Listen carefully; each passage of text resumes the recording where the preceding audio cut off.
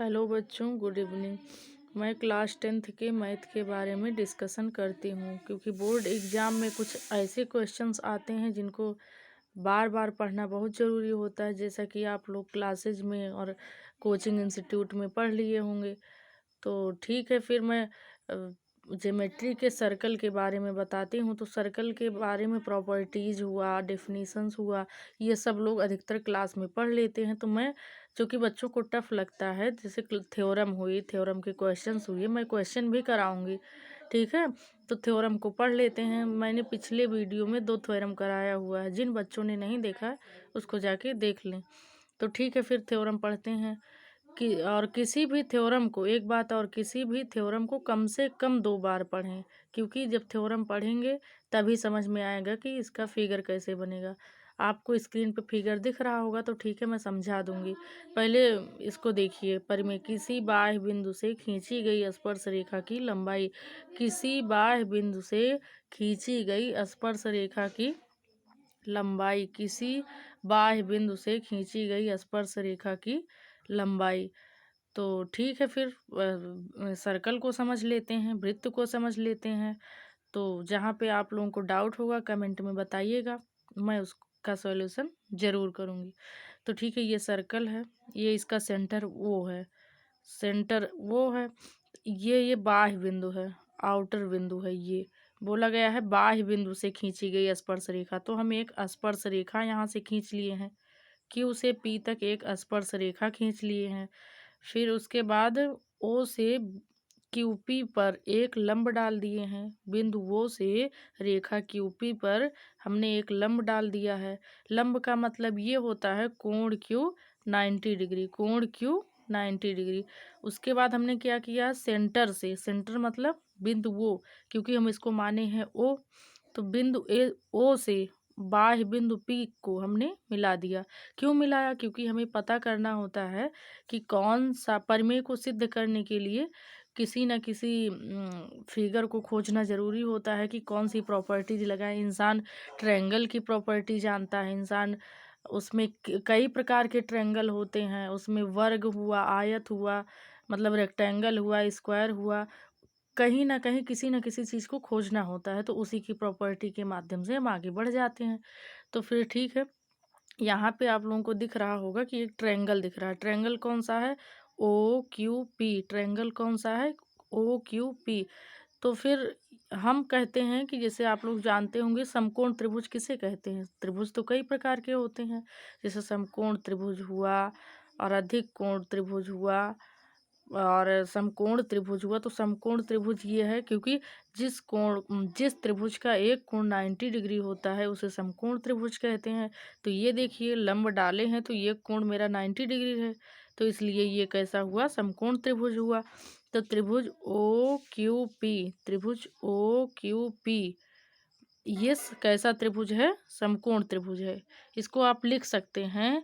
इसको कैसे लिख सकते हैं आप देखिए, आशा करती हूँ कि आप लोगों को अच्छे से दिख रहा होगा। यहाँ लिख दीजिए, त्रिभुज ओ पी क्यू कैसा त्रिभुज है? एक समकोण त्रिभुज है।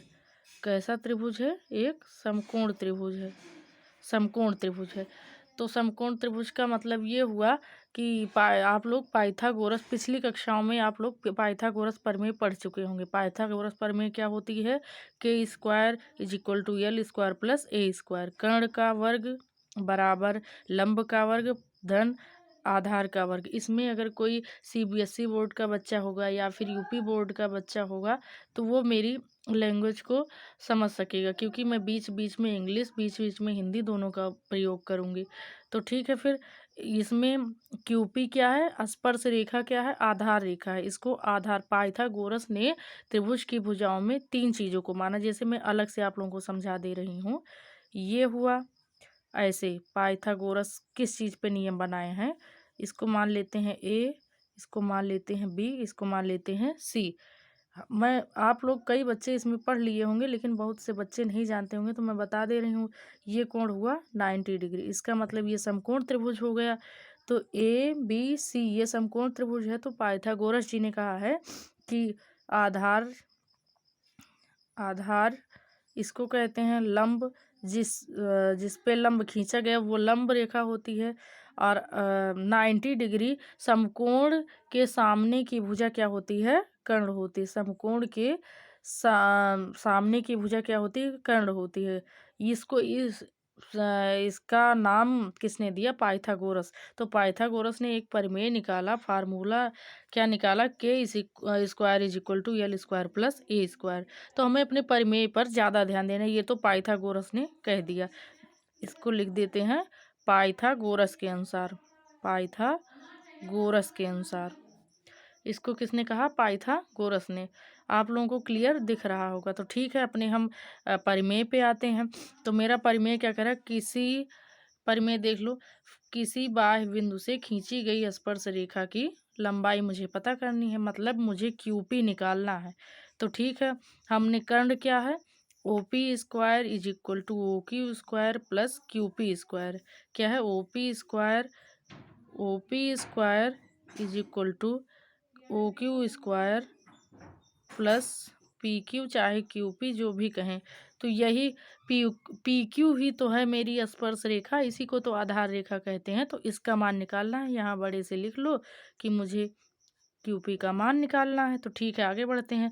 तो मैं हर किसी प्रमेय में, मतलब हर किसी प्रमेय में किसी न किसी फार्मूला का सहारा लेना पड़ता है। जैसे इसमें किसका लिया गया है? पाइथागोरस प्रमेय का। पाइथागोरस प्रमेय क्या है? k² = l² + a²। चलिए ठीक है, मैं आगे बढ़ती हूँ। मुझे क्या निकालना है? ये आप लोग पक्षांतर करना जानते ही होंगे। तो PQ² = क्या हो जाएगा? PQ² = क्या हो जाएगा? आप लोग बताइए। PQ² = क्या हो जाएगा? ये इधर रहेगा तो OP² - OQ²। आप लोग लाइन टू लाइन कर लीजिएगा, मैं डायरेक्ट कर दी हूँ। PQ² = क्या होगा? OP² - OQ²। लेकिन अब ये स्क्वायर में है, आपको पता किस में करना है? PQ या QP का मान। तो पता कैसे चलेगा? तो इसका स्क्वायर हटाते हैं। तो आप लोग जानते हैं, किसी चीज़ का स्क्वायर हटाते हैं तो क्या लगता है? √ लग जाता है। आशा करती हूँ कि पिछली कक्षाओं में आप इन सब बेसिक चीज़ों को जानते होंगे। तो क्या हुआ? PQ का मान, और हमें निकालना क्या था? PQ का मान ही तो निकालना था। ये आधार हुआ स्पर्श रेखा। कहा गया है कि स्पर्श रेखा की लंबाई बताओ। ये देखिए, सॉरी आप लोगों को दिख नहीं रहा होगा प्रमेय। स्पर्श रेखा की लंबाई ही तो बताना था। तो यही तो है PQ। आसानी से आ गया। जिन बच्चों को प्रॉब्लम होगी आप लोग बताइएगा कमेंट बॉक्स में। बाकी ये देखिए, हेंस प्रूव्ड, सिद्ध हो गया। ये सब मैं बहुत आसान तरीके से करके बताऊंगी। आप लोग बिल्कुल भी परेशान नहीं होइएगा। एग्जाम में आपको इससे क्वेश्चन भी मिलेंगे और इससे थ्योरम भी डायरेक्ट भी मिलेंगे। तो आप लोग इसको अच्छे से करके आइएगा और एग्ज़ाम को अच्छे से करके आइएगा। ठीक है, ओके, थैंक यू। आपको कोई परेशानी होगी तो कमेंट बॉक्स में बताइएगा, और किस टॉपिक पे मुझे अगले वीडियो में पढ़ाना है ये भी बताइएगा। ओके, धन्यवाद।